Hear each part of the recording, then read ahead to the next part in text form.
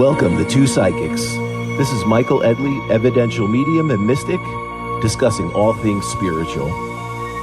Hello, I'm Mary Amy of Two Psychics, an intuitive wisdom coach, tapping into your mystical life and sharing messages I receive about you.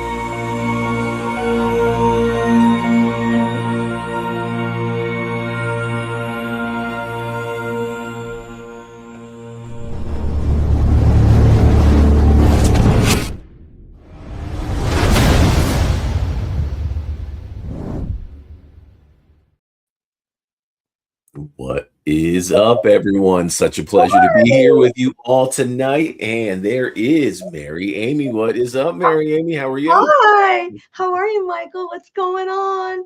How have you been? I'm good. I've been going nonstop, so it's nice to kind of slow down, unwind a little bit, be here with you tonight. And we have a fabulous guest, so it's good to kind of get into the groove, talking about some cool subject matter and being able to, unplug today. I was just doing some chores and some tasks, but I actually enjoyed it. I was like, wow, I've been going nonstop, that I actually enjoy doing a little food shopping today, unwinding and kind of being able to unplug. And now I'm here with you. So it's a good day. I know, it's funny you're saying that, because yesterday I went through some kind of like energy that was bringing me down. And why did that happen? Because I wasn't realizing, because I'm empathic, that if I'm around somebody who's going down, like if their energy is in a place of negativity because something's happened, then I'm exposed to it. And so then I internalize it somehow. So then I went, last night I went, I've got to take this, I've got to get rid of this and see where I stand. And then today, along with other days, I've been having a lot of epiphanies. Like right before we started, I started realizing, without even trying, why do I talk about light? But before we get on to even more discussion, let's just remind everyone, here we are, Two Psychics. We're at episode 97. Woo! July 9th. That's huge. And we have guests coming up, which we'll talk about later. We have, for the next 3 weeks, we have guests till the end of July. And tonight we have Galaxy is our topic. And we have Debbi Dachinger. I'm not really sure if I'm saying her name properly. Dachinger, I think. Dachinger. Debbi Dachinger, yes. She is an ET, Contactee, and Galactic Shaman. So let's keep in mind, we give like maybe 8 minutes before we bring her out that we will talk about what Galaxy is. But I wanted to ask you, so what has happened to you this week that's out of the ordinary besides you went grocery shopping? That's out of the ordinary. So what happened? Because you have I'll tell you what's an interesting thing. So we all hear about like Mercury going retrograde. So Mercury has gone retrograde. And what I found fascinating is I had so many people talking about Mercury retrograde in just different scenarios this week, and not like your normal thing. Like I was actually in a store and I heard a lady that was also checking out going, something had happened with her car, and she was talking about, and it's Mercury retrograde. So what else is going to happen? And it's interesting how Mercury retrograde has kind of gotten this mainstream, want to blame anything going wrong or anything bad on it. So it's just a funny observation that I've had. No, one of the things, what was funny for me, I found myself just getting caught up in like, go. And I wasn't unplugging, and I was forgetting about my self-care. And I found myself getting like a little anxious or like a little uneasy or a little irritated in certain situations that were going on that I normally wouldn't be, or I would normally have a little more control over that. So I was like, I need to be a little mindful of that, or like what's going on there. And I was like, I'm just going, kind of grinding right now with, private readings. I had a lot of private gallery readings. And then I had a lot of different nonprofits that I work with, that I was doing a couple nonprofit events. So I was kind of going, grinding. And I was like, I have to slow down. And it was funny because today was one of those days where I was just able to unplug, not really think about a whole lot on my end. And it was good. I was able to ground out my energy. I was able to meditate and do a little breath work, look at what I'm going to be eating consciously, make my decisions on what I'm consuming, which is something that I think we all need to do. Many different aspects of spirituality can come into play when we just observe, we sit back and we observe, what's going on in this area of my life. Or, I was feeling tired and I was like, why am I waking up feeling tired? Well, I wasn't really sleeping good. I was, either on my phone or I was doing things on the computer late. So I wasn't mindful of my habits, or my mindfulness kind of got away from me a little bit. So that would be one thing I would remind anyone out there. Make sure you're implementing your mindfulness habits, and if you've gotten away from them, find something you can do to get back to them. That's a big thing for me right now. Yeah, I think that's good advice or good guidance, because I don't know why this just went off. Because sometimes we get really distracted by so many demands that we each have. I mean, just to survive in this reality, we get distracted, and then we don't take care of ourselves, or we don't try new things. Like this week alone, or actually not this week, but in the last 10 days, I've done three like some kind of circumstance, whether it's like I'm helping them out, or I'm meeting somebody new, like for friends that are new friends. And that's good because they're positive and they're coming into my life. I can tell you today, I was on time for this part-time job. In fact, I was an hour early. I go out and my tire's down to a 16. So I said, oh, is it going to be one of those days? And I went and pumped it up, and then I took it to a gas station quick. And he said, oh, no, you have a piece of metal. So he took it out. And then my day was just flowing and flowing. And I said, I'm really excited about doing this show tonight, because Debbie, who's going to be our guest tonight, has her own podcast. And she's had a lot of international experiences, and she's taken this idea of being a host and talking about otherworldly, paranormal, supernatural experiences to another level. So I'll be interested to hear what she has to say. Well, it's cool having like minds, right? Like minds coming together to talk about things that are important. They're important discussions, whether people out there are questioning, is there truth to this? Is there not? Well, we're going to bring all sides of these stories. We're going to present this in a way that I think people can make their own decisions. But I think what I like about what we do and our guests, there's a lot of factual information, authentic research, evidence. So, it's like, not only are we bringing people that have these really wild stories, but they're backing it up with solid evidence, and that's what I find fascinating right now. Is I think people that are still fearful of this, or looking at it as, what's going on with this awakening, or what's going on with, the alien scenario, and it's being talked about, or it's going mainstream. Well, I think it's just time. And I think these questions are just unfolding to allow other questions and other conversations to be talked about. You know what I mean? This is an awakening, so we can discuss many things that have been hidden and pulled back from mainstream society. So I love having guests, like the people we're bringing on, and the backgrounds they can present, and do this in the way that we do it. That's the cool thing. And I think when we can do it and present it in that manner, it's really hard for people to go, wow, they're crazy, or they're out of their minds, or like, what's going on with this? I know. I think that's a good thing. Yeah, and what's up, Susan? I see Susan. I see Suzanne. Yeah, I know. Suzanne said, hi, Mary and Michael. Wow, episode 97. I know, and a sunshine. Yeah. It's funny because people will look at my social media and they won't know me, and they'll say, oh, she's kind of kooky. Like, what's her deal? And then they meet me and they're like, you're so serious and you're not what I thought. And and it's because, I'm talking from a place of having my experience, and I'm just saying my truth. And I am the biggest skeptic you'll ever meet. Like, I do not believe everything everyone says. I don't necessarily trust everyone either, because I've had situations that I've been very vulnerable. So I am probably a debunker myself until I do research. Okay, so let's get into the topic, because Debbie's going to be joining us. The topic tonight is galaxy, and I'm going to tell my little sentence about it, and then you can say, galaxy, what is that? Well, that's the universe. That's stars, systems of stars. It's hundreds of billions of stars. It's interstellar matter gases.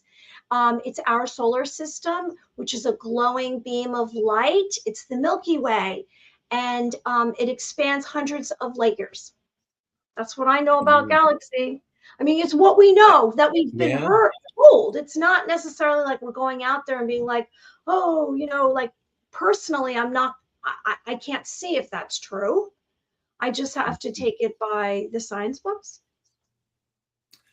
What I think is so magical and magnificent when we speak or we hear the word galaxy, you know, to me, the first thing that comes to mind is the interconnectedness of everything. And everything that I am is everything that you are, and everything that we are is blended with everything else around us. You know, we are all one when it comes down to it. And if we look at galaxy and we look at the immersion and existence and creation of the beginning, when everything came from this omnipresent, powerful creator creation, whatever you want to call it, I'm going to say this omnipresent burst of energy, opening and expanding and blending all that is, was, and will be. And to think that we are all interconnected, we could tune into that and tap into that. Well, there's some really, really magical stuff. And for those that don't want to tune into it for whatever reason, I would say, you know, challenge yourself and ask yourself, are you fearful of what could come from it? Or, you know, what power could be present that you're holding back, that you'll fully manifest? You know, I think some people are truly afraid to see what they can fully manifest because some people get comfortable, you know, and a lot of us. And that's one thing I think both of us, I think we push our comfort zones all the time. And I think we get lots of other people to push their comfort zone. Seriously, I think that's a good thing. You're right. It's true. So think about that. We are all magical, blended stardust. We are all part of this omnipotent, magnificent galaxy. And if there's some crazy like thing on social media that's holding you back because you feel, you know, some people that you hung out with in high school, or someone that you work with, or someone, you know, that maybe is associated from a past job or whatever group this is, that's going to hold you back from creating something magnificent, you know, a piece of music, a piece of art, a business venture, you know, if that's going to hold you back from even choosing the path that you want to go and your soul is calling you, because you're going to play small, or you're going to try to make somebody else happy, or, you know, so many people living for, you know, my parents wanted me to do this, or I thought that this would be good and it sounded great until I got into it. You know, we are part of this magnificent, omnipotent intelligence that we can create. Remember, everything in this galaxy is created twice, once in the mind, once in this spiritual divine realm, and then we bring it into creation. We bring it into existence, into the physical. So this is the one thing I'm going to say. Do not forget that you are part of this magnificent galaxy that we are all blended in. And if you are getting some kind of weird download or vision or creative endeavor that you're holding back on, or you don't feel you are powerful enough to bring it to fruition, then give yourself a kick in the ass, or someone around you needs to kick you in the ass, because that is a divine gift. And that is such a beautiful process that we get being part of this interconnected galaxy, you know? So that is something that I think we should all tune into. And it's something that I would say is like what I feel is at the essence of the galaxy, you know, and that's divine creation. And anything artistic, anything creative is divine creation. So tune into that. When you're tuning into that and you're connecting to that, you are connecting to that divine energy. Yes, we are all interconnected. And I love what you just said. It might be one of the most favorite things you've ever said. Okay. Yeah, I think so. I'll have to go back and look at what you said exactly, and maybe I'll take that and put that in my book. I know, because I have crumpled up papers here that I'm going through. I know. And I sat there feeling so bad the other day going, oh man. So It's not that complicated. I You said a know. lot of intelligent things. I'm sometimes I make Also, things complicated. You know, isn't that sometimes the mind, like yeah, our creative mind? You know, and that's one of the things we have to get past is we can yeah. overcomplicate things. And here I am trying to write this cool thing for you, and I second guess it, I crumble it up. And I'm funny because when I write, I don't write on the keyboard. I actually write with like a pen or pencil, Me too. and I like scratch stuff down. You know, Right and here. yeah, Right here. exactly. I do. And there's just something about that. It's something about the energy of actually writing and the motion of it that I love connecting with. Well, you said manifest, and I think Yeah. that's a really important phrase Mm. because I remind people all the time, and I do. This show definitely affects people after they've watched it or they've heard about it, because it does show an advanced way of thinking in that it's more free. Mm. Okay, it's more free thinking, it's more open heart, open mind. Manifest is huge, and this is for everyone out there. You manifest outcomes. You can change outcomes to be positive or negative. And how? Because each one of our thoughts has energy, feelings, and emotions attached. That's how people are telepathic. Or if you're thinking something, they answer your question. It happened to me today at lunch. I was thinking something, and then the woman across the table answered my question. We manifest our outcomes. So if you want something good to happen to you, the best thing you could do is say positive, think positive, say positive, and do positive. Don't downplay things. Don't be negative, and try not to be. Oh, we have more comments. Hi, Heather. Hi, Suzanne. What's up, Heather? What's up, Suzanne? What's up, Kevin? Not to say anything negative about or think about something someone else is doing, because whether you realize it or not, it will have an effect. That's why before you tell people what you're doing, because you don't know their response, make it concrete.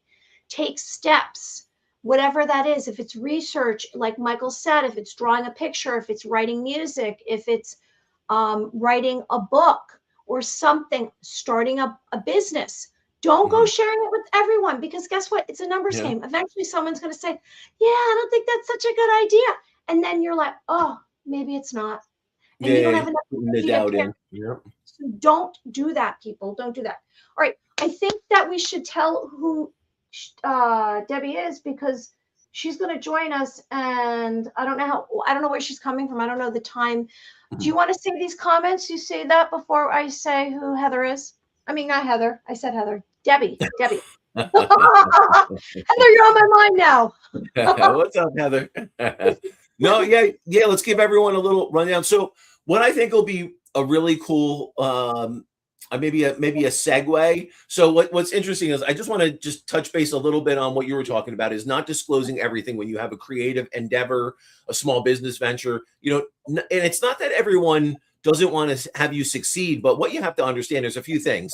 When you're doing and you're striving, sometimes that puts more pressure on other people that aren't following through, like on their dreams or their goals. So it makes them feel less than. So you have to understand, a lot of people project that energy. So I think it's cool to just kind of keep it under wraps until it's ready to unfold. And there's so many variables, but I do think it's really important to understand manifesting is absolutely possible. Like, we could definitely do some shows on manifesting and do an episode on like specifically manifesting and talk about different things we've manifested in our own lives and different connections. And, you know, it is really powerful. And I can tell you firsthand, like it can absolutely be done, but there's a process to it, you know? And again, we are all interconnected. We are all creatures of this omnipresent, magnificent galaxy. And I do believe the galaxy is a galaxy that wants us to manifest and wants us to grow and wants us to create. This isn't a galaxy of lack. I do believe this is a galaxy of surplus supply. And I do believe there is like a constant regenerative like effect in this, you know, in this energy field. And, you know, so I think when people are coming from like a lack or a scarcity or like that fear mindset, that can stifle things and that can cause glitches in the matrix. So there's a process to that. We're definitely going to have to talk a little bit about that and like another episode at some point. But Yeah, so be mindful of the energy you're putting out, be mindful of the energy you're taking in. So if that's someone's, negative talk or doubt, you don't listen to it or take it for what it is, but be very mindful of the energy. Be very mindful. We are all energetic creatures, energy, frequency, vibration. Don't let someone's low vibrating vibes down, bring your energy down, right? Yes. I agree wholeheartedly. Or shut it down. Put lighter on yourself. Yeah. Okay, so Debbie's in Well, the let's talk room. about Debbie. Well, yeah, let's give everyone a rundown about Debbie. Debbie, and I don't want to say her name again wrong, so Dachinger. I think it's Dachinger. Yes, Dachinger. I believe that is. I butcher names. Is a trailblazer in the realms of extraterrestrial exploration, shamanism, and channeling. She's very advanced in this area because she's been involved in this. I can't wait to ask her some questions. For the past 19 years, Debbie has been a journalist and the host of award-winning podcast Dare to Dream, where she explores UFOs, consciousness, and the mystical connections between ancient shamanic wisdom and modern spirituality. Her show has earned her multiple accolades, including 3 Talk Radio Positive Change Awards, a COVR Award, the best podcast show in recognition by WELP Magazine as one of the top 20 best podcasts to listen to this year. I don't know how we got her on the show. Debbie is a certified shamanic, because I tried. I just said, maybe she'll come, maybe she'll do it. I don't know. Certified after the 250th email. What? After the 250th email, she finally answered. No, I'm kidding. I think because we're in the same realm as her, right? She is a Munay Ki Rites Practitioner. I can't say these names. We'll have to ask her. Trained under shamans, including Dr. Alberto Villoldo, Puma Fredy. I can't say these names. We'll have to ask her. She offers both group and private shamanic galactic healing sessions and helps participants awaken higher consciousness. This is huge. Just having her on our podcast will awaken and activate. And Galactic Healer. She's an experiencer, a multi-talented creator. She's also the lead singer of the band. Yeah, I saw that. Lyra. I love it. Performing Yeah. 5 languages. Wow. She is that. talented and a keynote speaker who's presented at global events such as the Los Angeles Conscious Life Expo, World Congress UFOlogy, New Living Expo, the Channel Panel, OracleFest, and Portal to Ascension Glastonbury U.K. She's been on GAIA. I'm just going to hundreds of podcasts, radios, magazines. Now, everyone, she is an award-winning international best-selling author. Okay, so if you would like to look into her right here and now while you're watching the podcast, you can look up her website. It's DebbieDachinger.com, and I think it's on the description. So DebbieDachinger.com, and I'm going to bring her out right now, and I can't wait to meet her. Yeah, we had her link. Yeah, if anyone wants to find her link in some of the 2 podcast stuff, we had her link. Her link is definitely on your page, 2 Psychics podcast, my page, Eye of the Spirit. It's on the YouTube. It's all around. So please like and subscribe to us and Debbie. And here she is right now. And we don't even know where she's coming from, out in the galaxy. Hi, welcome. What is up, Debbie? How are you? I'm very good. I'm happy to be here. I don't know how I ended up here either, but someone in the galaxy said this would be the place to be at this time, so I showed up. So, can you raise your volume a little bit? Because I don't know why I feel like, is there a way to raise your volume?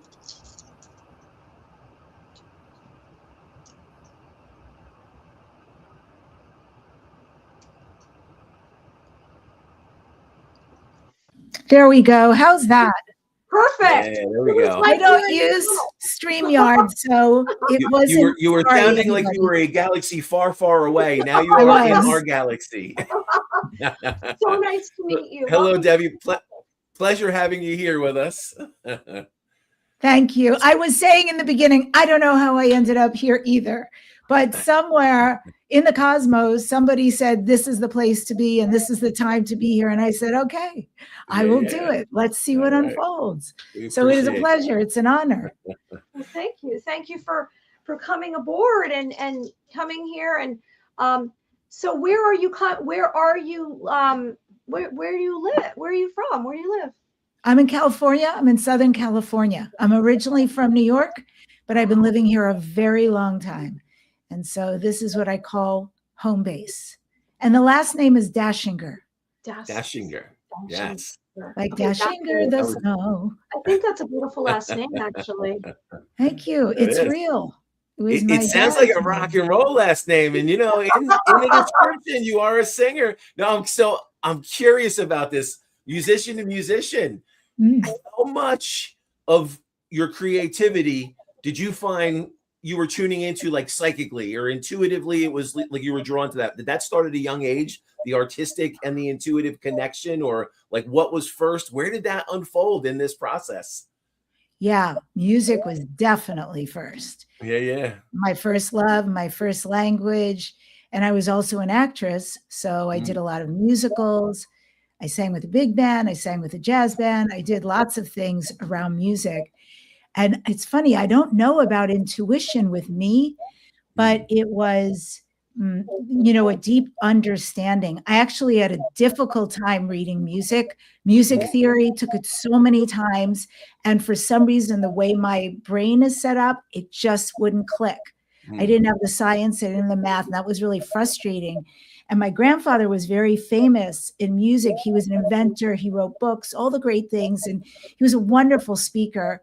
And he gave me such a gift as a kid because he could see my frustration. And he said, Debbie, you feel music. You understand music.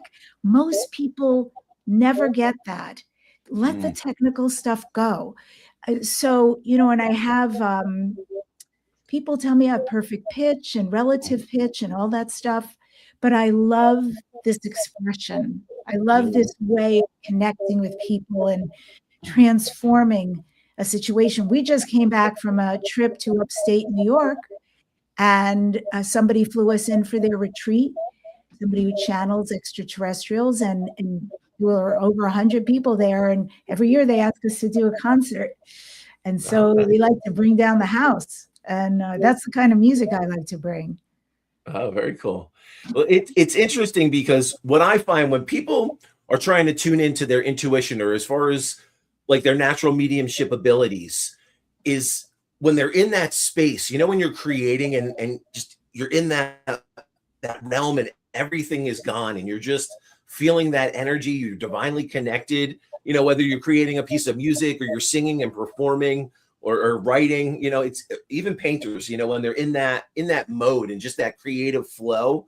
I find that's the same. It's that same energetic connection that I want to get to as a medium, and people I'm trying to teach mediumship to or tune into their psychic abilities. It seems like, that's the sweet spot. It seems like if people are having a hard time tuning into their intuitive abilities or trying to connect or trying to meditate and they're having a hard time, I find in that creative flow, that's where they can tune in. Do you find that similar thing? Yes, I absolutely do. I maybe go about it a little differently than other people, but for me, for instance, doing mushrooms and listening to music at the same time, I've been able to walk into the matrix of music and understand even songs I've never heard before. And I knew exactly where they were going. I knew what the harmonics were, and it taught me a lot. It taught me a lot, and it's been a tool I've been able to use going forward. Sometimes I get asked to do things that are really outside of my quote unquote comfort zone. If I'm speaking at something and a leader may say, hey, can you come up and do this? Will you sing what everybody's saying? Or will you be an auctioneer? All of these are true. And some people might get stuck, and I might have gotten stuck before, but because I had this musical experience, also in ayahuasca, I had profound musical experiences. It has freed me with so many things. It's like just diving into improv and doing it and trusting the flow and where it's going to go. And that I'm all right. I'm okay. So that's my relationship with it, is to, like, it is a world unto itself. And that world changes all the time. Yeah, that's awesome. So it sounds to me, or I sense, and it's funny because I was going to ask you about yourself as a child, and you kind of touched on that already, about when was the first time that you did some kind of creative endeavor, because I don't know why. And then Michael asked you, because I guess we both sensed the same thing. For some reason, I received that it was a very young age. You already knew, you've already lived so many other lives, and maybe that's why you're almost masterfully handling a lot of different areas. And do you sense that, have you had, I know we're kind of jumping, but now I'm going to ask this question. Do you sense that you had already, before this lifetime, had extraterrestrial, other dimensional experiences for you to move into so much of this, like a young age? You said even it was 18 years ago you've been talking to ETs? Yeah, I haven't been talking to them that long. I didn't believe in them. I was very spiritual, but I thought that was BS. And I thought people were crazy who talked about it. So I was very shut down to all of that. And then I had this profound experience out of country. It was an ayahuasca experience, but that the divine came and started speaking to me, and she was giving me very specific information about myself. And it was very confusing. It was beautiful things she was saying, but I was like, I don't relate to this at all.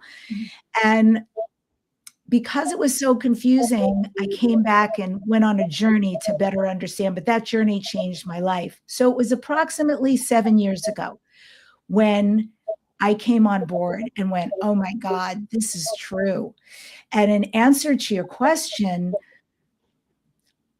I probably here on Earth, but most definitely I have been extraterrestrial, other dimensional, star being for most of my life. How do you say life, right? In a soul. But for my soul's duration thus far, and even concurrently, I absolutely have been on many planets doing many things.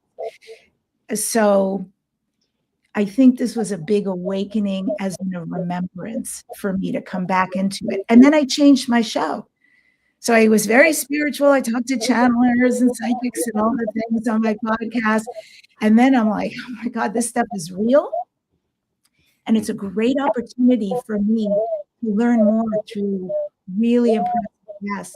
So I started inviting people I could learn from about this subject on my show. I mean, it really took a big left turn. And I'm fortunate that my audience didn't run away and say, what is up with this girl? They just followed, and they also became very interested, or some of them were already interested in the subject. So I feel like, I guess I awoke exactly when I was supposed to. Thank you. It's good. When the soul knows it's time, it awakens, right? Now, the soul says, let's do this. One of the things that we always like to ask, and one of the things that I think our listeners find fascinating, is the journey that it took to get you here.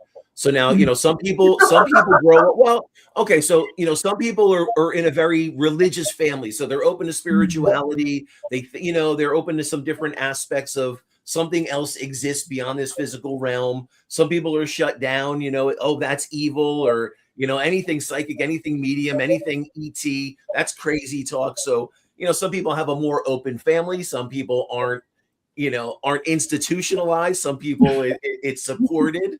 I'm blessed in my own family. Half of them Hungarian Romney gypsies, one grandmother reading tea leaves and palms, the other one devout Catholic, but fortunate that, my grandmother would be praying to dear St. Anthony and her keys would show up. So she was into the mystical aspects of it. So I would have to say overall, I was supported. I wasn't institutionalized. What was your upbringing like? I mean, did you have like a spiritual family that was open to this, or like, was there any talk or on this journey? Was it, I don't believe any of this. There was some kind of revelation and all of a sudden you're on a different path. Like what does that path look like? Yeah, that's good. And first of all, I have to say, I totally forgot you guys were psychics. Yeah. You were saying things Yes. like, they're sussing me out over here. What else is going on? So if weird electrical stuff starts happening, don't mind it. I like it. I really like it. So that's a good question. I would say I grew up in New York, very, very liberated family, very liberal, very open, very progressive, all the things. And my grandfather, who did speak all around the world, was really into psychology and very advanced things and experimenting and all of this. So I would say there was that openness. At the same time, I just came in with this, I was so sensitive, and I would see things on the wall at night and they scared me. I almost feel, Michael, like I could perceive dead people, and I just went, click, this is too scary for me. I think there was a lot I could do. So I just shut it all away, was super mainstream. I didn't know any different, right? Yeah. And there was always this drumbeat inside of me, this fascination with healing, this fascination with tarot cards and astrology. And then as I got into my 20s and I started to understand people channel, and I started to follow channelers, that was beautiful for me. The growth that started to take place, the understanding of things, piecing things together. And then I went on to my acting and singing life, thinking this stuff, healers, energy work, and people who channel, that's just something I dabble in because it helps me grow. It took me being on radio and sitting in front of these people and asking questions and listening to that 19 years ago today, this month. And I realized, oh my God, what have I been doing? Spirituality is my greatest value. This isn't just something I dabble in. I love this. This is so important to me. And that was a really big shift. And so when you talk about the shifts that got me here, they're big pivots, big life pivots. Moving from New York to California, that was disruptive and big. When I gave up acting, and that was a very mindful decision that was created out of a lot of confusion. I was getting the most amount of jobs and something else was happening inside me. And I tried to regulate it so that I could still work, and it wasn't going to be regulated. And I finally went, okay, then I surrender. I have no idea. This has been my identity since I'm a baby. What else could I be or do? And I had 3 years of just following energy and trying all these wonderful things that I truly loved, but I knew they weren't it. And because it was doing cartoon work towards the end of those 2 years and love cartoon work, I thought, I want to get more jobs with my voice. That's how I got into radio. And I blessed that strangeness for thinking that was going to be some connect, because I was really supposed to be there. And so there I am doing radio. And again, I'm starting to have these awakenings. This is my biggest value. This is the of the most. And I start writing books and getting interviewed on radio, and people back then, 18, 19 years ago, because that people didn't do that a lot, saying, how do you do that? So that's the next pivot. I built a media company, and I was teaching people how to write a book, how to become a bestseller, how to get interviewed. And that was my life for a while. And I loved it because I worked with very spiritual people. And the next pivot came when I got this internal call to drink ayahuasca. And I was like, what is going on? Because I had a lot of judgment about that too. I didn't know, why would anyone do that? That's so strange. And all of a sudden, grandmother ayahuasca's like, knock, knock, who's there?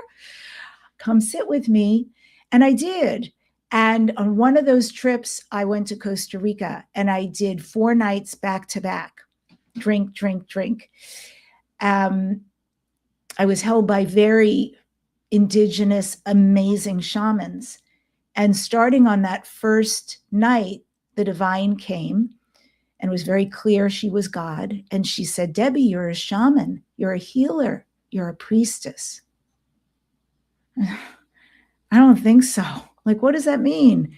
I know healers, I can't heal, and shaman, like I'm some white girl from California. That's embarrassing. And look at these amazing beings holding this room. So I argued, and she was very gracious. And she came back the next night and wanted to tell me once again, you're a shaman, you're a healer, you're a priestess. And every night she showed me another aspect of myself. And by the final night, she insisted that I get healings for being a shaman in front of these amazing real shamans. And that was 20 minutes of arguing until I was exhausted. Here I am on ayahuasca and arguing with the divine and just like, okay, I'll go do it. When I came home, a friend that I confessed this confusion of what had just happened and been spoken over me said, well, why don't we just do some regressions and timeline things and see what comes up? And absolutely right away, I started seeing past lives as a male shaman, very distinct lives. And in our sessions, by the final one, I saw myself as a priestess in a pyramid. I was Mayan and I was a leader of the Mayan people.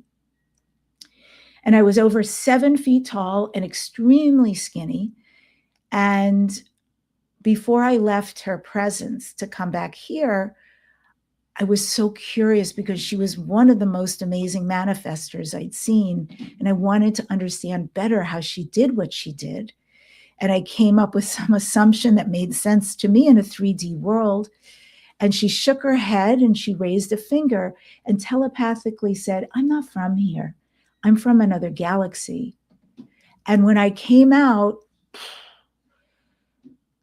I just knew truth. I had met an aspect of myself that was galactic, that was not from here. And I was rather in love with her.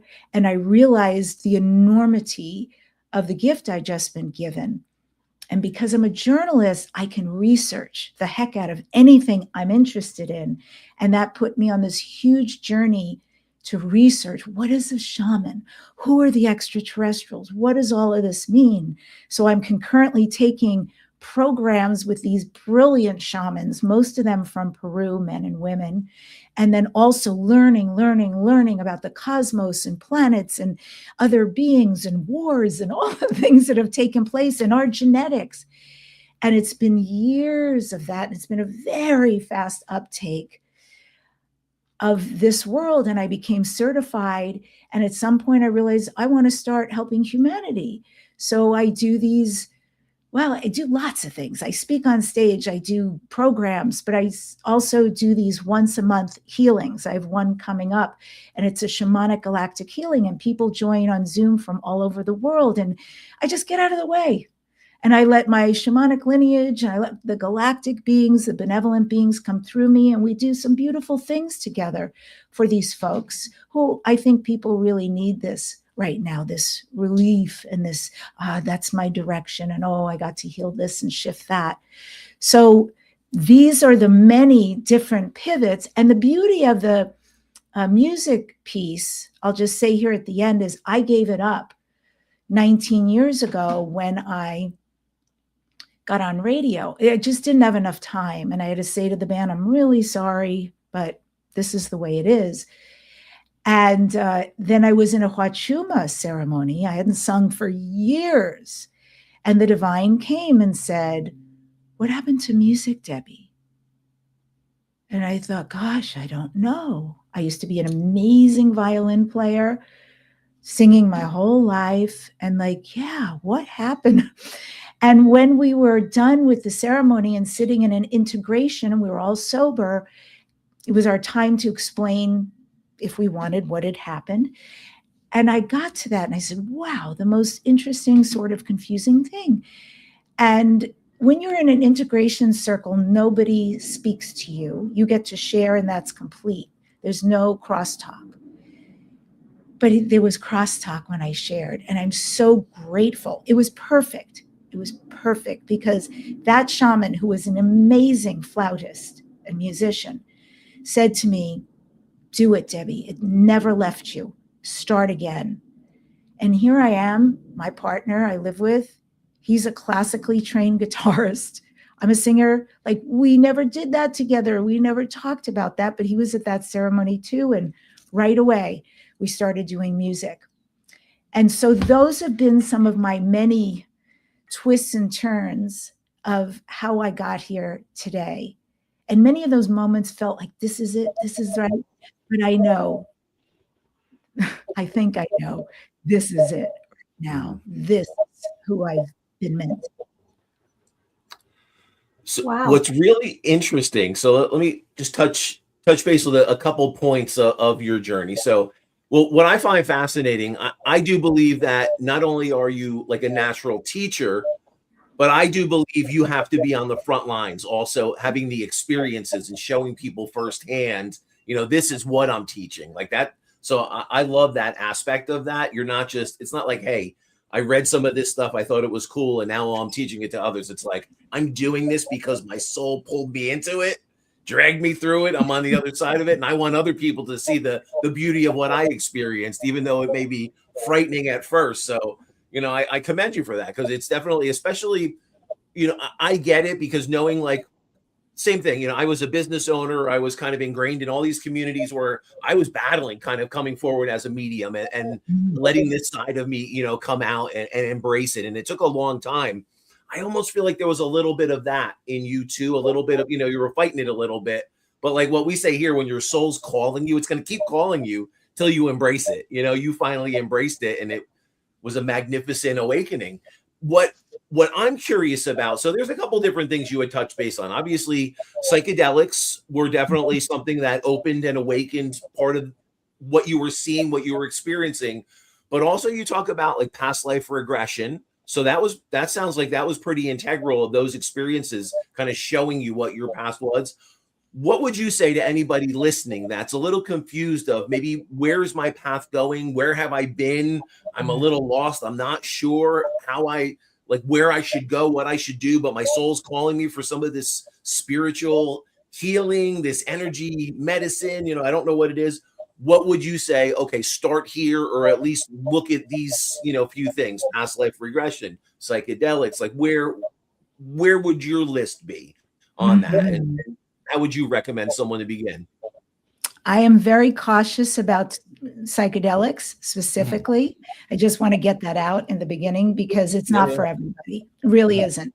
And don't think just because I or anybody else had an extraordinary experience, whatever, you'll know if you're called to it. Trust me. I used to almost have panic attacks waiting in the front of the room for my cup of ayahuasca, but I knew I had to do it. So just trust that.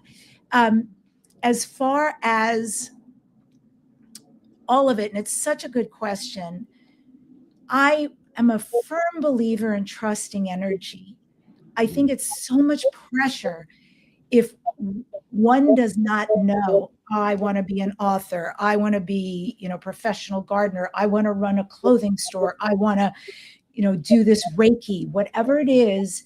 If you're not super clear to trust energy and don't put pressure on yourself, sometimes it is not in our DNA. And I really believe, like your human design, your numerology, all the things, you're not always meant to know. I don't think I was meant to know. And some of us are meant to fulfill needs. Some of us are meant to be the forefront people. I would say, do what delights you. Do what excites you. And if you see a program and a teacher, and it's like, you don't need to know the how or the why. That looks amazing to me. Or yes, I really want to experience that. Just do it, because the next thing is revealed and the next thing is revealed. It really presents when we're energetically aligned, and at least we moving somewhat in the direction of our gifts, of our soul's path, of things that will help awaken and activate us, it will happen. You don't have to know everything in the beginning, but just follow the path that presents and feels the most exciting to you. So, Debbie. Mary Amy. Okay. Because you've had, I mean, obviously we probably could ask you 1,000 questions related to the extraterrestrials, but I'm going to start with this one. Which was the lowest vibrational extraterrestrial that you came in contact with, and which was the highest vibrational? Okay. Oh, wow. The lowest? Sorry. But they were the Alpha Draconis.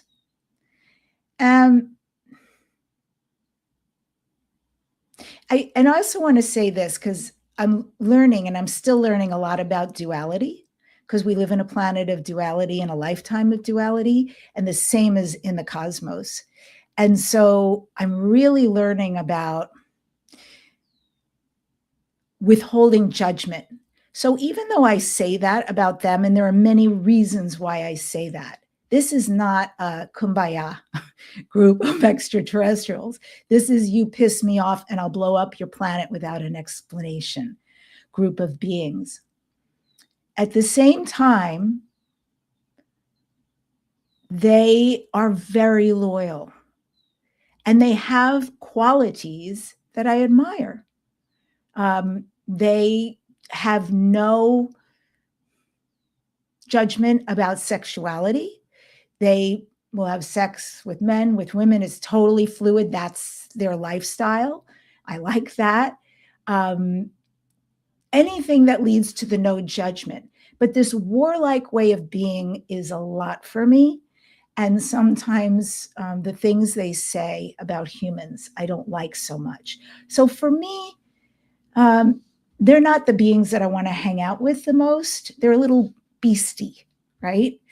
They have a very bestial quality, and they're intense. The highest, wow. Well, that's most of the beings. And that would be two. So one of them is the felines, the Lyrans. Those are my people. That's my family from Lyra. And so I feel them a lot. And I know they're very involved with my life. And there's especially a male lion. And we have this incredible bond. I don't know all of what it is. I don't know if he was a lover, if he is, a friend till the end, if he's been family, father, what exactly. But he is a great protector of mine and a great educator of mine. And the other beings, very, very, very high vibrational, who have visited me in my dreams, are these beings of light. And that's the best way I can describe them. They're like columns of light. Sometimes they've come to me like with hoods on, but it's just bright, bright, bright light and columns of light. And they'll stand in a circle, and it's all these columns in a circle. And it's so beautiful, this connection for me, that it's beyond when someone has a flying dream and says, oh, I want to fly again. I know that one, but this is like, to be seen and loved and known. And all you have to, I just feel sometimes they come to just let me be, just be with me and give to me. And so those are the very highest. And I have a bit of a, I'll have to come up with a name for them because I can never think of like how to describe them, but they're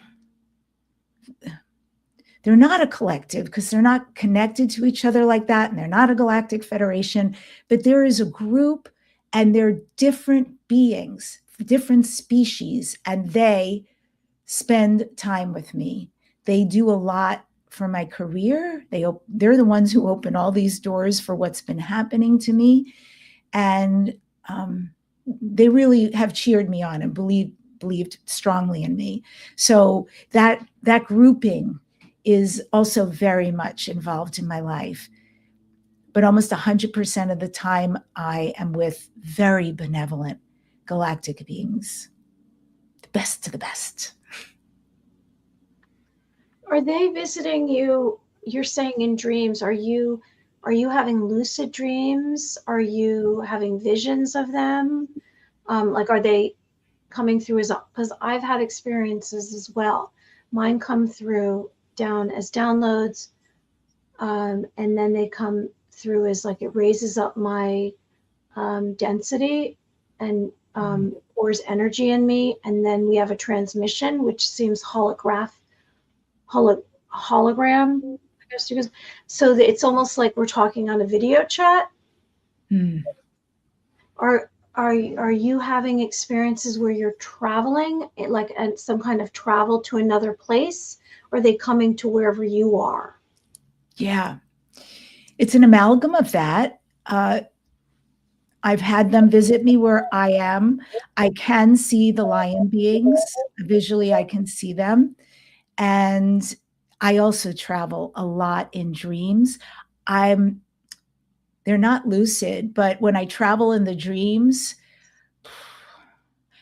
this has only been the last 3 years. And I think it's constant.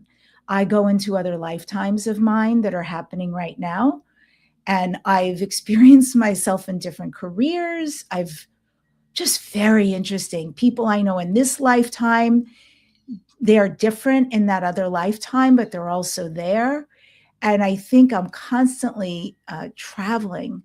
And it's very cool. Somebody once described it as, this is the me now, and this is the me in whatever other life. And we're going at night while I'm sleeping, but there's almost this beautiful merge that occurs. So I believe that there is that transmission, that there's information given and received as we pass and before we go back, thankfully, to our respective lives.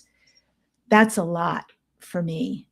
And even sometimes, like this retreat I was just at, we were being taken through very powerful meditations, and I don't know where I go.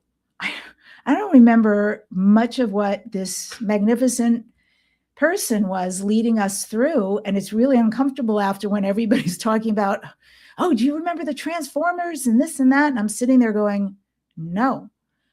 But I went someplace super deep and trance-like and just, and I guess that's where I was supposed to be.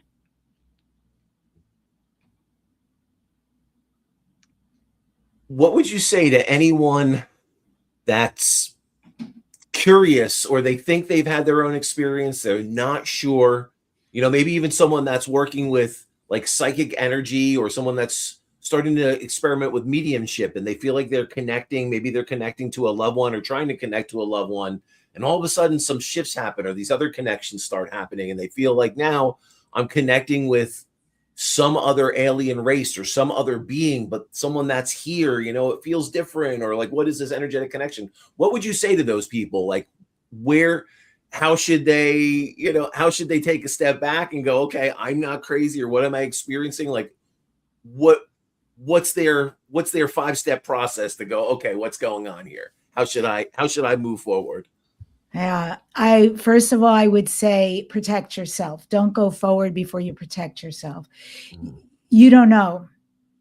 You don't know what's trying to attach itself or connect with you. And that is first and foremost. I would absolutely call in the light.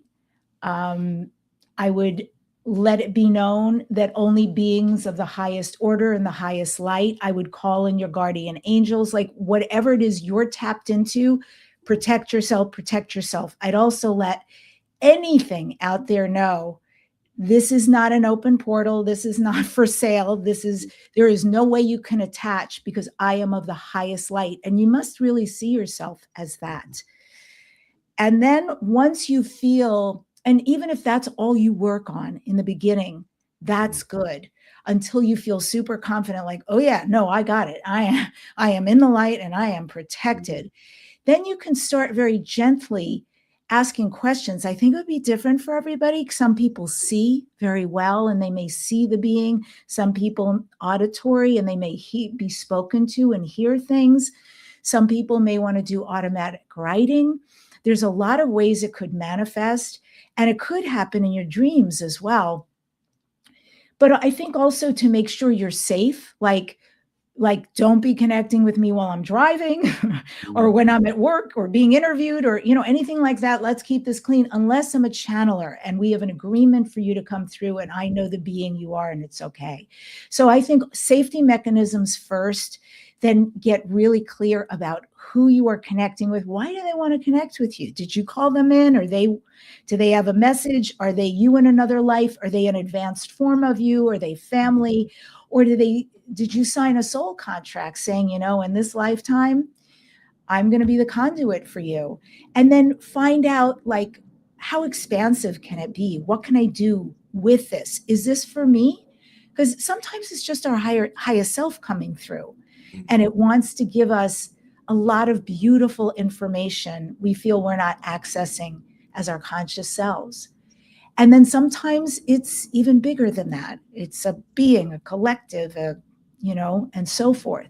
So I would say play, and it's probably good to let somebody know what's going on. And if you feel anything wonky and you don't feel confident, like something or weird things are happening or etc., and not that would. Most of us really are of the light. But I would say, and then there's beautiful healers out there who can clean stuff. I work with somebody all the time, and not because I have to, but because I'm growing so much is happening. I've got somebody, twice a month I work with, because I'm always I feel like I need to keep upgrading for all that's happening on Earth to humanity, why I'm here. And so I really want to be present for it all. So that's my suggestion, is to get to know the being once you feel safe and then see where it takes you. There's a lot of people coming online right now, out of nowhere. They're suddenly channeling, they're speaking light language. It is the time where this veil is thinning and gifts are coming online, and telepathy is going to be a thing, hopefully in my lifetime. But it's real. It's very real, because it's supposed to be. As we ascend, this is how it's supposed to be. And this is also how we learn to understand each other and love each other, the more gifted we are. Yeah, I love that, Debbie. Thank you for that explanation.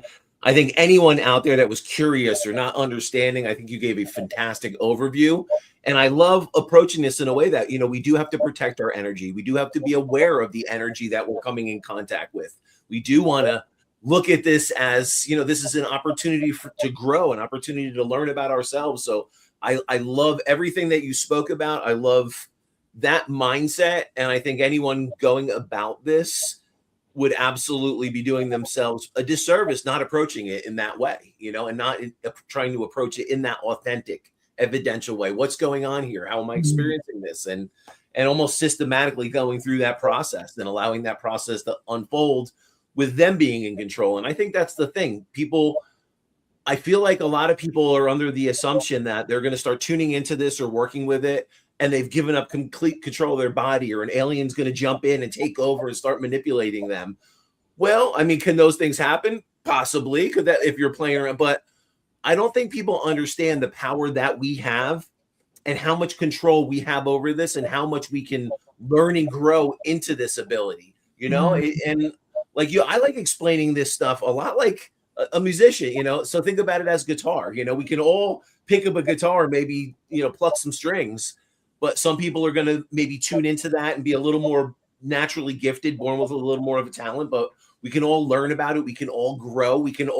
Maybe we start off a little rock and roll, but then we learn classical, or we learn some jazz or country. We learn different aspects of it, and we can fine tune it. And I think that's, so I love the way you approach it. And it's not like, hey, this is the way you do it, and this is the end all be all. It's an ongoing shifting learning process. And I think you steer clearly state that. And I think that's something everyone out there should take to heart, that when you're on this journey, this journey is going to unfold much differently for everyone out there. Everyone has their own, whether it's your own dominant psychic abilities that may be a little different from somebody else's, your own life experiences, stuff that you've been in contact with that you can understand and open and tune into versus someone else. So everyone's experience is going to be different, but approaching it in a way that we're, I guess, the eternal student, we're always learning, we're always growing, we're studying. We can tune in and tap into other talented people that have abilities, and brainstorm, learn, grow. So, and Debbie, I love that. I love your perspective on this. So I just, thank you for that. Yeah. And I want to say yes to everything you just said. And I love this at the end because that is very true. There is no separation, period. And energy is energy. And you can look, if you want to be an artist, you can literally channel the greatest artist of all time and say, I want to paint like, or I want to sculpt like, or whatever it is you want to do.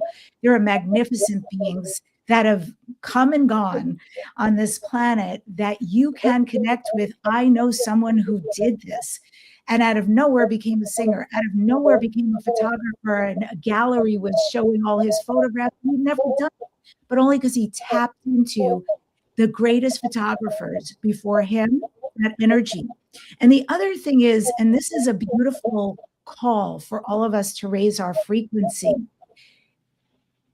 Lower frequency invites in the things we don't want.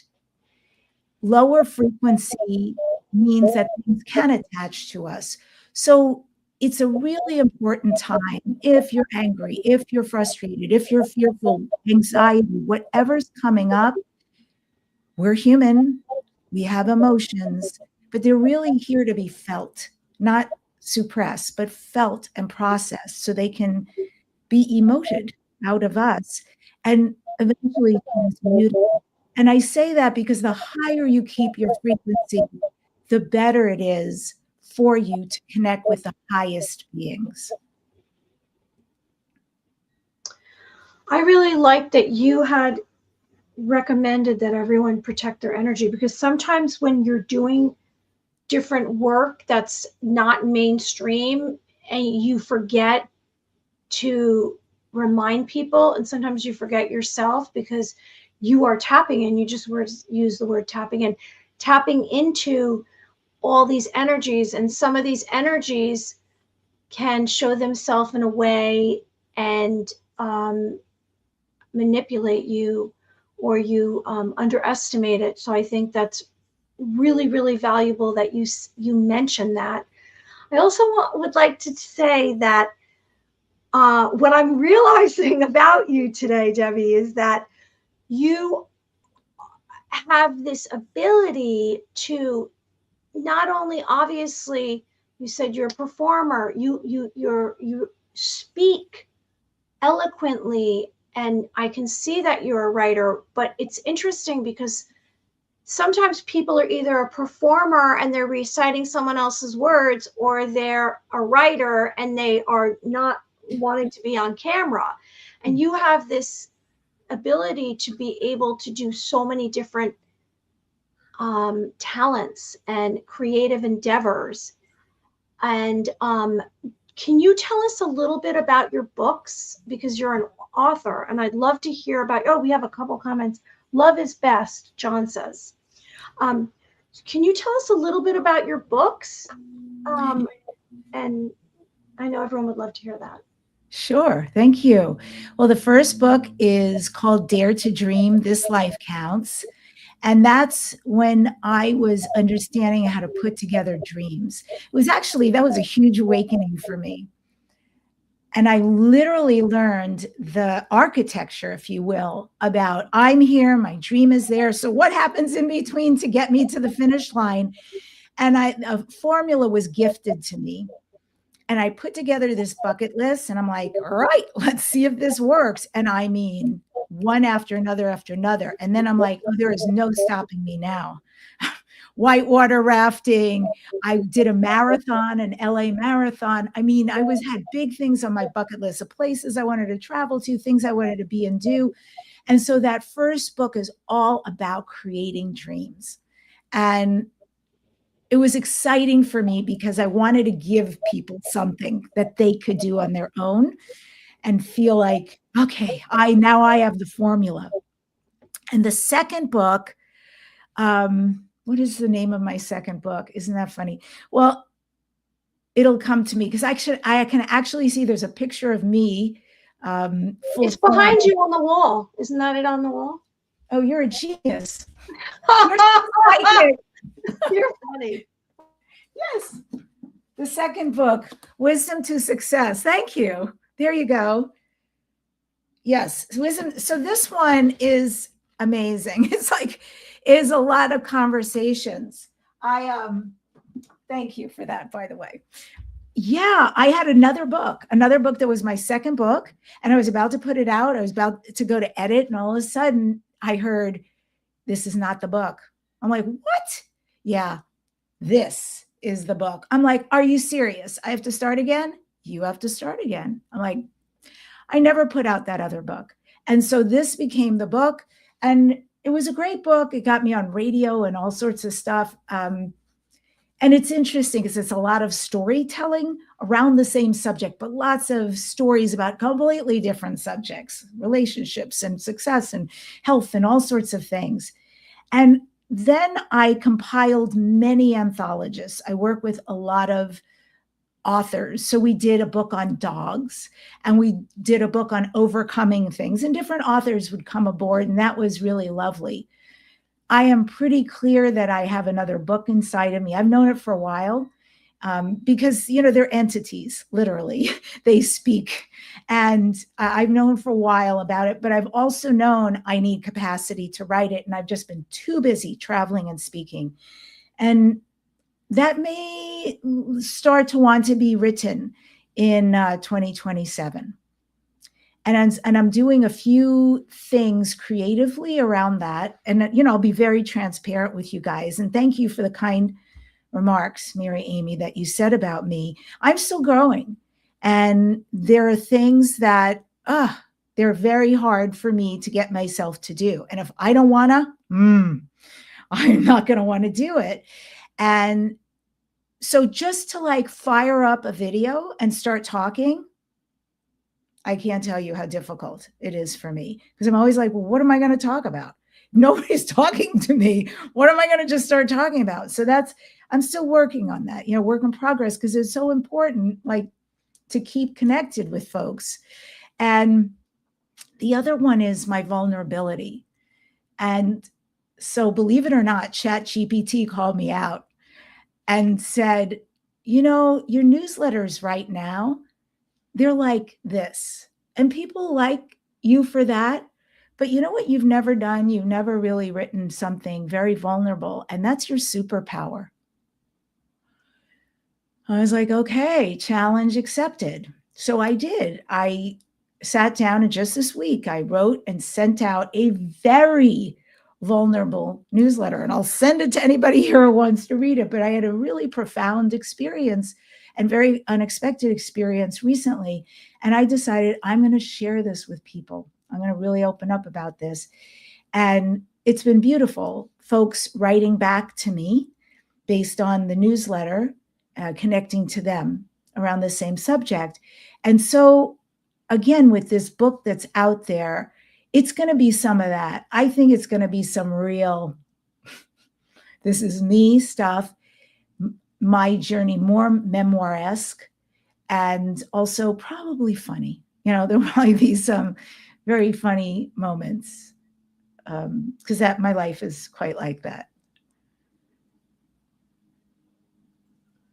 Are there some of those stories that, I don't know if I should put that in, but it's going? We'll see. Well, I was a book writing coach. So what I can tell you is it all goes in there. Yeah. Everything goes in your book, but that's the first draft. After you've written the first draft, that's when the work begins. And most people think, I wrote my book, I'm done. But it's not like that. You wrote your book, and really, another phase of work begins. So I will go through it. I'm a great editor, and I won't edit my own book, but I will know yes, no, yes, no, and I'm fine to cut anything out that doesn't serve the ultimate entity of the book that wants to be born. Yeah. So everything, all the stories, Michael, Mary Amy, they'll all go in there, but whether they'll make it to press is a different story. Nice. I know Mary wants to ask about some ET stuff. I know she's got it brewing in there. So I'm going to let you ask some of the last questions or last question, Mary, because I know it's in there. So I don't want to screw up the last question. No, you have a great question. Well, about the extraterrestrials, do you believe, no, okay, I have two questions. It's not going to be one. One, and I was going to ask you earlier, but okay, one question is, you actually said it. Why are they contacting you? So do you know why the extraterrestrials have contacted you? And do you know is it part of your mission? And do you know what their mission is? Yes, it is a big part of my mission. And it relates very much to what's happening on the planet right now with disclosure. Because people like me are called first wave contact. People who channel extraterrestrials are first wave contact.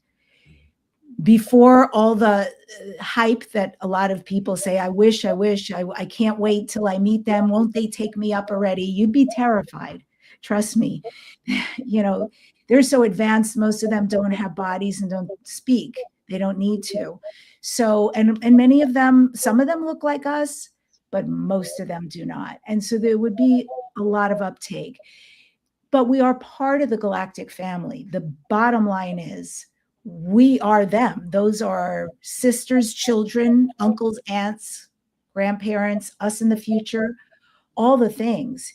And we are literally, and I'm not making this up, there is science behind the fact that we as humans, we were never like this, but we have thousands of species of advanced extraterrestrial genetics in us. Francis Crick, who discovered DNA, said early on in the 1920s, 1930s, and he came right out winning a Nobel Peace Prize, and then also saying, and by the way, what I'm seeing, it's not possible that it came from Earth. So it's this thing called panspermia, where advanced civilization spread life. And we were one of them. I mean, we had a bit of a mess up in the beginning with the Anunnaki, who manipulated our genetics. But we're very lucky because we're so beloved by many of the species who said, what you did to them, that's not okay. They're not a slave race and they have free will. You're not supposed to do that. So we have beautiful donations from so many and 5 dominant among the thousands. So I say that because we are moving closer and closer to finally reconnecting and becoming part of the galactic community, which is where we belong. Of course, the wars on this planet, the abuse of the earth and each other, they don't want any part of that. And they certainly don't want to be shot down from the sky. So they're very cautious. But they also can sense that folks like you and me, folks like who you have here listening or watching us, who are light workers, we are growing and awakening. Babies are being fully online, knowing past lives, speaking other languages. And this is meant to be. And it's meant to be because one timeline, should we choose it, is to reemerge with our galactic brothers and sisters, our benevolent galactic brothers and sisters. And we'd be in a whole new epoch once that happens. So I'm in a big world of many other amazing people doing this work, speaking on stages and doing their level of work for first wave contact. That's what mine is. And I think what distinguishes me is because of the skepticism, because I was so like an eye roller in the beginning. So when I meet another eye roller, it's like, it's cool. I get it. I really do get it. And more as I go out there and people ask me, well, tell me, what is your podcast about? What is Dare to Dream about? And I'm like, all right, well, we talk about channeling, shamanism, and extraterrestrials. And it used to be that you could feel the energy shift and it was not comfortable. And now, for the least last year and a half, I just am forthright, and people say, oh my God, I've had experiences. Oh yes, I'm really into this. Can we talk about this? I have so many questions. I love it. I welcome it. You want to talk about this? I am down, because it's an important conversation. I think that's why Steven Spielberg, in all his channeling brilliance, knew to release this movie, write that movie, film that movie, right now. I believe there's a lot of cogs happening. All the whistleblowers in government coming up and saying, I'm going to tell you what's really going on as best they can. So, yep, that's pretty much what I'm doing and why I go where they call me to go.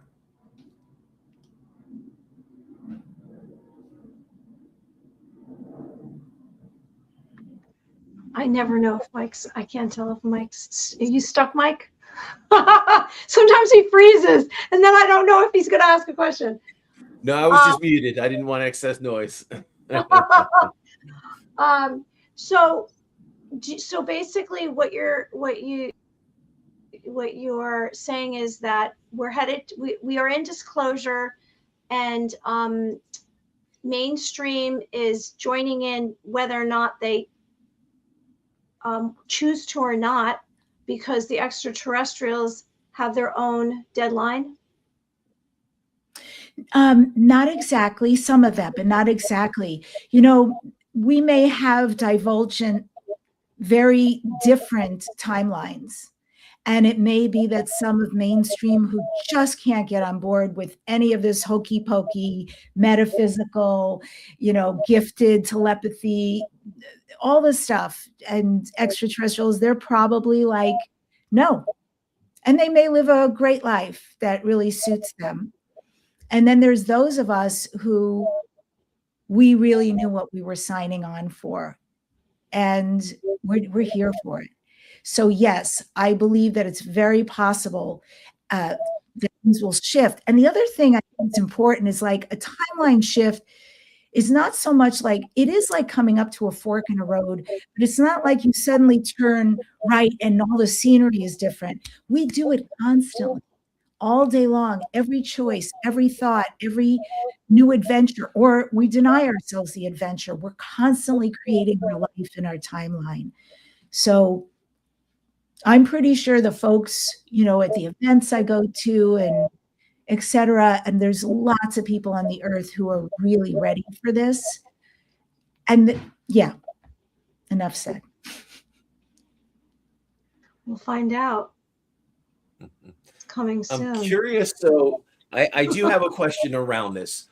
So with all the disclosure that we're seeing come mainstream, we see a lot of traditional religion starting to talk about this as aliens are demons, demons are aliens. Mm. So obviously, there's some kind of cover up, manipulation, things trying to be misconstrued, but what's your perception around that? Why is the church so vested in trying to make people think that aliens are demons? Because, oh no, I'm sorry.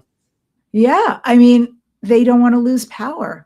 I think it's the same story it's always been, and it's never changed. If you knew the full picture, you wouldn't be in the church or the temple or the monastery or wherever. It's painful because it's not true. And the truth is the Vatican knows everything since the 1940s and before. They are heavily involved.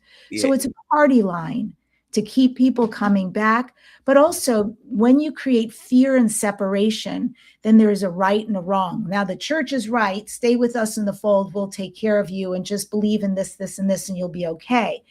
But to actually point to something it's so hurtful, anything that is way advanced than us, that would never, these beings, most certainly the ones I know, they would never consider to have a war, to harm another. Sure, they have disagreements sometimes, but they don't settle it like some earth beings would. They don't live like we do. They recognize there's animism in everything, meaning there's a soul, there's a life force and a rock and a river and a mountain and earth herself who sustains us, who we live on. They would never consider abusing their skies and their rivers and their earth, their crops, putting chemicals, like it's very strange to them, right?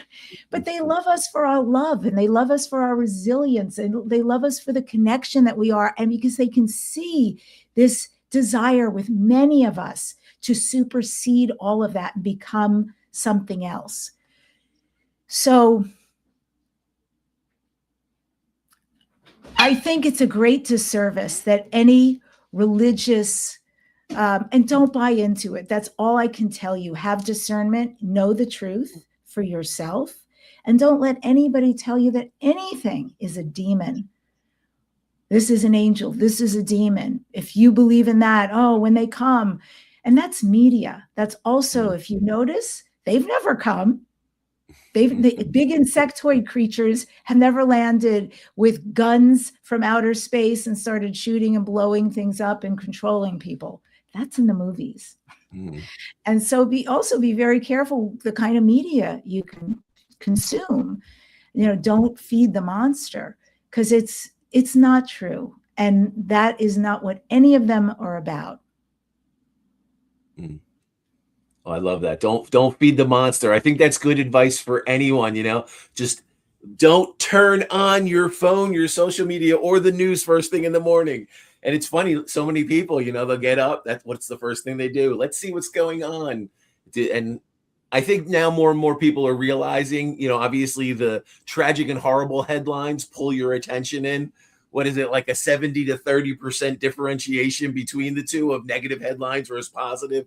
Something crazy like that. So with that being said, where do you see this awakening, this disclosure? Like, where do you see this going now? Obviously, organized religion is trying to push back on it a little bit. I'm sure they're kicking back on people saying, we can't have this disclosure, or maybe there are some that are going, well, we need this. But where do you see it unfolding now? What's gonna happen in these next few years? Well, I think absolutely, Michael, that we are the disclosure, the civilians. I like that. I think that the whistleblowers in government, they're doing the best they can, but they're taking their lives in their hands every time they step out of their jobs and speak the truth. I mean, the good news is that Trump went the alien, and we can't call them aliens because that creates separation, but the star beings, the star people, they're real. There are extraterrestrials. Barack Obama said it. Trump said it. Okay, oops, it's out of the bag. And we have amazing senators, men and women, and congressmen and women who are speaking the truth on camera about this and saying, boy, what I've seen, boy, what I know.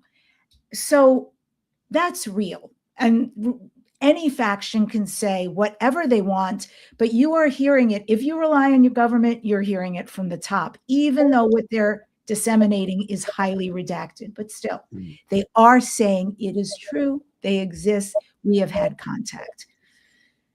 So as far as us being disclosure, I feel like anytime we step forward and speak the truth, I see UFOs constantly. I've seen so much craft of all forms.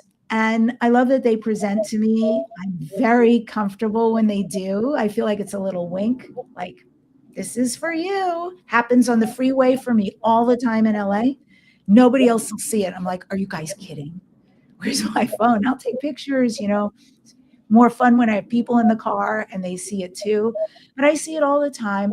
And I know they're real, and I know they believe in us. And I believe that things are going to happen. I keep hearing this. Unprecedented things I don't know, but they're going to happen. And they can be anything as wonderful and benign as Steven Spielberg new movie on disclosure to much grander things to start happening. And even 3i Atlas, which was a consciousness that was very aware of us and observing us, is another form that got people talking. So it will be things that get people talking about this subject. And as you well said, getting it more and more into the mainstream so people are more comfortable to bring up the questions, to get curious, to want to know more, and maybe to start having their own experiences.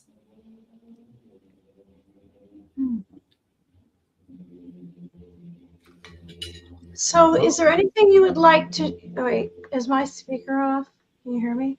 Yes, I was I keep muting myself. Oh, we do have some comments here. Hi, beautiful people. So interesting, I truly believe. What is up, Eric? And would embrace who or what comes my way. Truth, compassion, and kindness. A better world is coming. Yeah. So Debbie, what would you like to say? We really are glad you joined us tonight from California. What would you like to say to everyone? And what can you share for your services, what you offer? You know, if anyone wants to reach out to you, what's the best way? Cool. Thank you.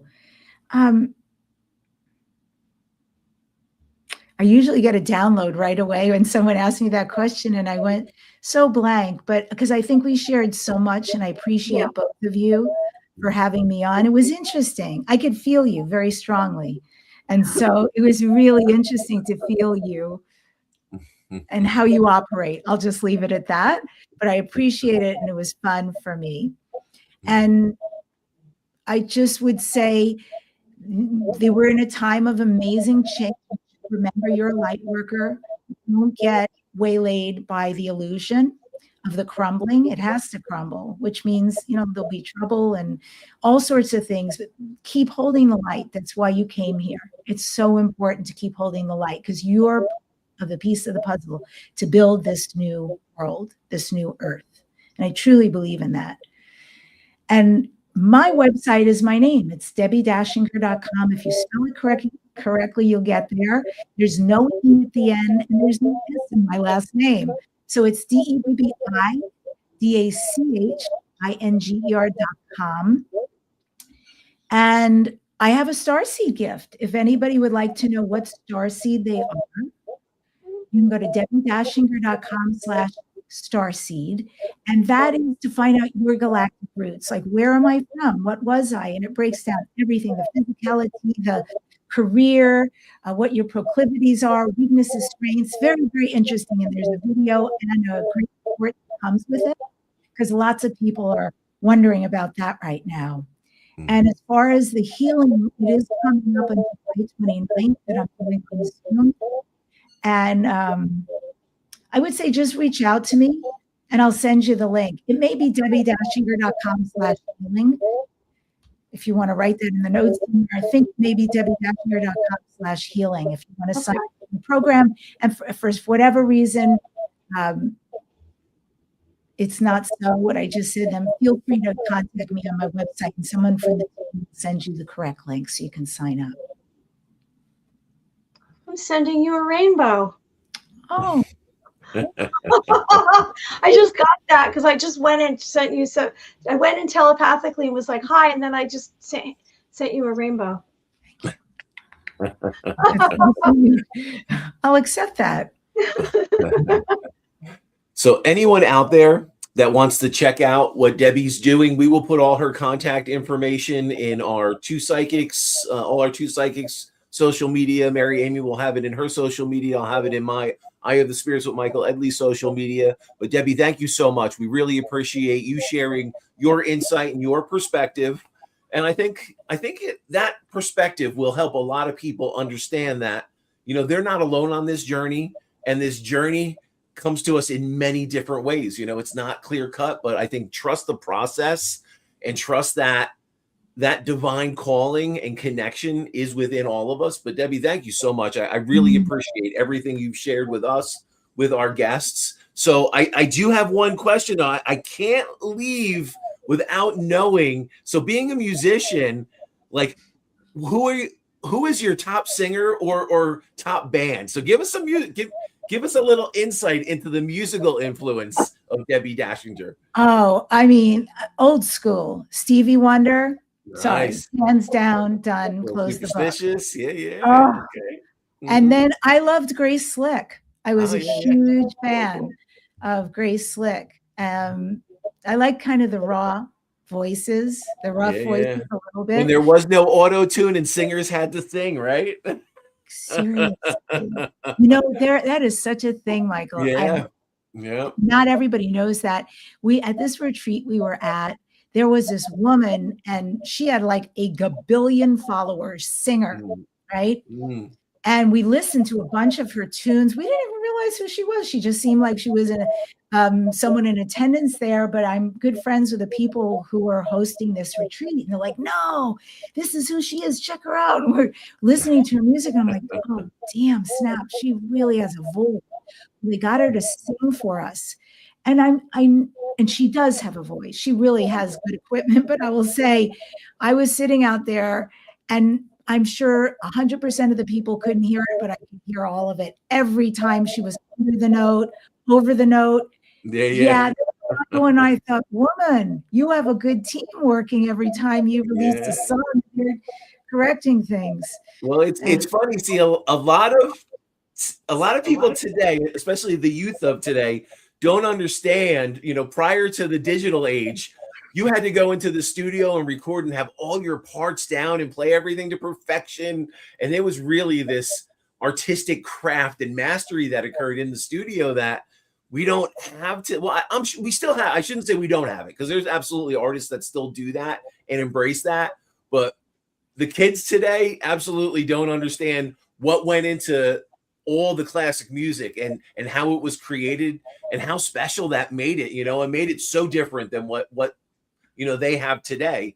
And that's why I think it's cool for anyone out there, you know, not only listen and understand different music, but in your training and growing in your energy healing, in your Reiki practice, in your psychic abilities, in your channeling, you know, we can learn many different aspects from many different people. So that is why we are so thankful for you, Debbi. We thank you for your insight, your guidance, and yeah, I can't wait. I almost feel like you had talked about you and your significant other, classical guitarist, and creating. I feel like there's some beautiful meditative, angelic music in there, you know?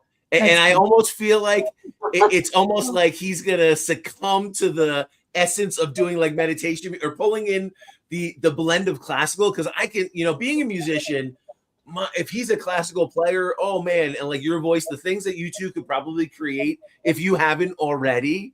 I can only imagine that there's some really magical stuff there. So I can't wait to hear it. I'll say that. That's very psychic, because we do that. And there's times when he'll play a classical song and I hear something else and I sing to it. All I do is notes, but it's so melodic and beautiful. And these are classical pieces. Nobody's done this too. There's another one I write rarely, but sometimes I write poetry, and I've written it about very outstanding moments, and it's profound because people think it's about them when they hear it. And he'll play like a Arturo Barrios piece, and then I'll speak the poem over it, and that's very powerful. And we used to do more of the sound baths and the ceremonies and bring in that meditative aspect. But thank you, because I feel like that could make a comeback. We could revisit that again and do the sequel. It's almost as if you had to have the experiences and go through what you did to be able to do what you do now. You know, it's funny, like Mary had spoke earlier, that, you know, you've experienced and been in many different modalities. You know, you've been in radio, TV, you know, acting, stage. But I almost feel as if it's like your soul knew you needed those experiences to learn and grow through those to have the skill set that you have now to present and do it in the way you do, you know? So it all happens for a reason, right? And people that think their growth is stagnant or they're off track, well, there might be a reason why it's happening in that way. And maybe it's preparing you for some greatness that you don't realize yet. And I think, you know, we're all firm believers in that, you know? And again, Debbi, I feel like I don't want to keep you till midnight, you know, even though you're in California, so it's a little earlier by you. It's already You know, it's already the wee Dinner hours of the time night here. by us, but I appreciate you, Debbie. Thank you so much. And I can't wait to hear some of that music. I know it's coming. I know it's coming. It's there. All I right. think your singing raised your vibration too, because you went to a level like, so I do chanting because I had a speech problem, and the chanting, I don't know, it did something to my vibrational frequency, and the singing probably did the same thing for you, because it brought you to another dimension or realm because of your voice, your actual voice, not even your spirit, but your voice, because their ETs react to that too, an actual voice. Yeah, 100%. And to both of you. And that's why sometimes extraterrestrial channelers would fly us out places, because we do a concert, we do something curated just for them. And then we get UFO sightings and like massive amounts of connection. So they absolutely know. I mean, they not just telepathy, but for them, it's about frequency. Music is important to them as well, although it's very different than our music. But thank you. Thank you. Yes, thank you so much, Debbie. We really appreciate it. Yeah, much love, everybody. Thank you. Have a great evening. Thank you so much. That was cool. great. Okay, Yeah. so I just want to say, Suzanne said, have a great show. Or such a great show. Thank you. Thank you, Suzanne. Appreciate it. Yeah. I want to just give a little quick rundown of who's coming on. I'm just trying to put this. Nope, that's not what I want. Yes, that's what I want. Okay, so everyone, I know this was an extra long show, but you know what? She was special, and we had a lot of questions to ask. All right, so everyone, we have here. I'll just pull this down so I can read it. Okay, so we have next week. We have at July 16th. We have Kevin Young, who's an intuitive coach and has telepathic connections. He knows how to contact people telepathically, so maybe he can give us some lessons. We have July 23rd, Lee Allen II, who's a paranormal investigator. And then we have July 30th, Tony Rodriguez, who's a secret space program experiencer, author, and remote viewer. And he's done a lot of these kinds of conventions and expos and events that Debbie's done. And I know she actually interviewed him. And speaking of events, that's right. You go. You say. You tell July 29th, Wednesday, July 29th at Pelham Rails in Pelham, New York. We will be bringing you two psychics. Pelham. I always say I got the Jersey boy accent. I don't got the New York accent. So we will be bringing Two Psychics podcast to you live. We will be bringing psychic understanding, psychic information, do a psychic presentation and a mediumship gallery, and talking about all this cool stuff that we do. The first 50 people will get a free crystal from Mary Amy. Oh my gosh, but let's say everyone start buying the tickets. You can go to Eventbrite, put in psychic events, Pelham, I guess any of the surrounding towns. Also, you can look at our Facebook page. We have it multiple times. And it's an event under Jean Dina Poli, who is an Elvis impersonator, and he got some acts together. So if you would like to come see us, it's $65 for a 3-course meal, plus the taxes at $71. Get some good food, good drink, and you get to hang out with us. What more could you want? What? I said you get good food, you get good drink, and you get to come hang out with us. What more could you want? Wear like a tuxedo, a ruffly tuxedo, and I'll wear an evening gown. What are we going to wear? Yeah, all We can't right. dress like this. It's an Get our event. swag. Get our swag on. You know, You we always look cool for our live events. You know, we always got a little something up our sleeve for our live events. You know, maybe I'll wear. I think I'll wear a kilt this time. Maybe I'll wear my Scottish kilt. A kilt. Okay. I'm going to wear something glistening. It's going to glisten. So I hope everyone goes and purchases a ticket to come meet us July 29th. 29th, Pelham Rails. Come check us out. And we will be back again next week. And I hope you like and subscribe to our channel. Like you can find and us subscribe. Follow. Podcast on YouTube and Facebook. And we really everywhere there's podcasts, you'll find us. And we will see you all. next You guys time. go to the light. Go to the light. That's what I said. Oh, we got some comments. Before I go, let me just say them. Kevin Haggerty, thank you. Hi, great show. Yes. Okay, I love it. Thank you. Thank you, everyone, for tuning in. We really appreciate you. Night. We'll see you soon. Peace. Hi. Bye-bye.